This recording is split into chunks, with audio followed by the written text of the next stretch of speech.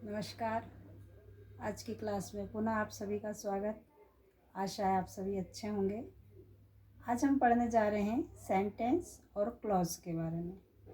Sentence मतलब वाक्य और clause means उपवाक्य।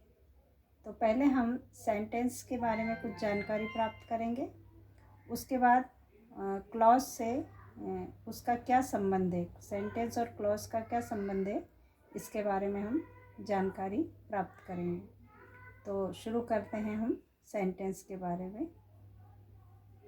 Kinds of sentences. Sentences के प्रकार। सेंटेंस कितने प्रकार के होते हैं? मुख्य रूप से सेंटेंस 3 प्रकार के होते हैं। There are 3 types of sentence.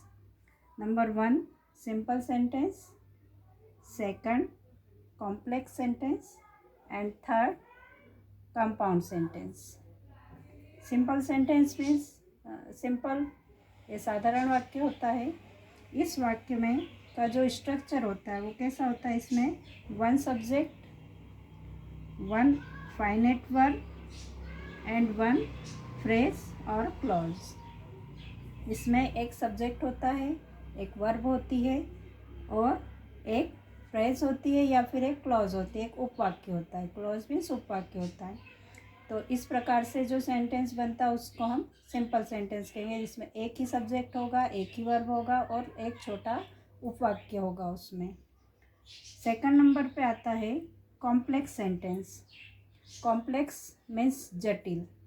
Simple से ये थोड़ा सा जटिल होता है, अलग प्रकार का होता है, तो इसलिए इसे नाम दिया है कॉम्प्लेक्स सेंटेंस। कॉम्प्लेक्स सेंटेंस का स्ट्रक्चर कैसा रहेगा? इसमें एक प्रिंसिपल क्लॉज होगा और एक होगा सबऑर्डिनेट क्लॉज। प्रिंसिपल क्लॉज का मतलब है इसमें एक मुख्य उपवाक्य होगा और दूसरा सबऑर्डिनेट क्लॉज होगा, मतलब इसमें एक आश्रित उपवाक्य होगा। तो आश्रित उपवाक्य जो होगा वो 3 प्रकार से हो सकता है। नंबर 1 नाउन क्लॉज हो सकती है, वो एक्ट एज अ नाउन, मतलब जो सबऑर्डिनेट क्लॉज होगी वह एक नाउन की तरह कार्य करेगी। सेकंड जो होगा हो सकता है वो है एडजेक्टिव क्लॉज। सेकंड जो होगा वो एडजेक्टिव क्लॉज होगी, मतलब विशेषण वाला उपवाक्य होगा, एक्ट एज एन एडजेक्टिव, और वो जो उपवाक्य है वो एडजेक्टिव की तरह, विशेषण की तरह कार्य करेगा। थर्ड नंबर पे है एडवर्ब क्लॉज। एडवर्ब क्रिया की विशेषता बताने वाला क्रिया विशेषण। एक्ट एज एन एडवर्ब, एक एडवर्ब की तरह वो एक्ट करेगा। तो कॉम्प्लेक्स सेंटेंस को हम ऐसा समझेंगे कि उसमें एक प्रिंसिपल क्लॉज होगा, एक मुख्य उपवाक्य हो गया और दूसरा आश्रित उपवाक्य होगा। तो जो आश्रित उपवाक्य होगा वो नाउन की तरह भी हो सकता है, विशेषण की तरह भी हो सकता है और क्रिया विशेषण की तरह भी हो सकता है।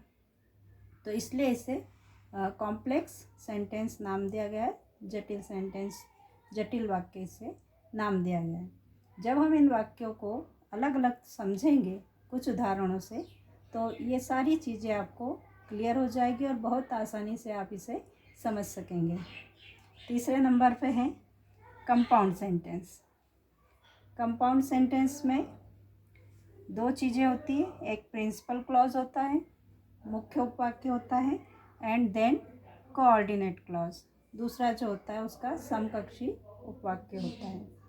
तो ये 3 प्रकार के सेंटेंस हमने आज देखे हैं, simple sentence, complex sentence and compound sentence. इन सेंटेंसों को हम कुछ उदाहरणों की सहायता से समझेंगे, तो इससे आप ये सारे सेंटेंस और उपवाक्य को बहुत आसानी से समझ सकेंगे। तो यहाँ पर हमने इसका बेसिक जो फंडा है उसे लिया है। अब इसकी डिटेल हम एक एक पार्ट इसका लेंगे और उसके माध्यम से, कुछ सेंटेंस के माध्यम से, कुछ उदाहरणों के माध्यम से इसे हम समझेंगे, तो यह आपको बहुत ही आसानी से समझ में आ जाएगा। तो यदि आज का टॉपिक, आज की जानकारी आपको अच्छी लगी है तो चैनल को सब्सक्राइब करें एंड बेल आइकन को दबाएं ताकि आपको सारे वीडियोस आसानी से उपलब्ध हो सके। Thank you.